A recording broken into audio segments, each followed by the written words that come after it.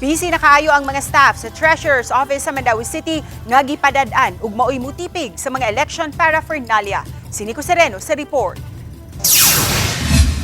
Naabtan namo busy sa pagpreparar sa mga election paraphernalia. Sama niining pagpamutang nila og label o stickers sa mga ballot boxes nga gamiton karong Mayo 12. Nagprint out sila sa label kung diin nakabutang ang ma-clustered precinct number, eskwelahan ug serial number sa kada kahon. Gihimo nila kini aron uniform ang marka.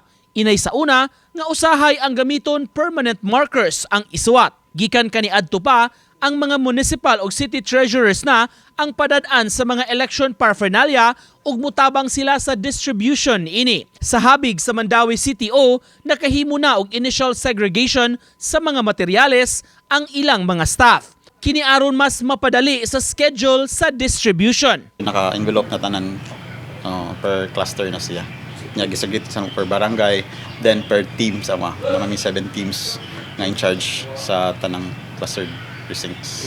Para sa mga trabahoon sa umaabot eleksyon, gitap ang kapinsa gatos tanan ka mga personnel sa Treasurer's Office. Sa pagkakaron sa segregation sa paraphernalia, ngadto na sa distribution ini pipila ka adlaw sa di pa ang eleksyon. So ni-request lang gid mi og overtime service kay sa among regular operations usahay di man gyud di mi ka kinahanglan gyud siya focus gyud nga mo check sa content sa mga materials.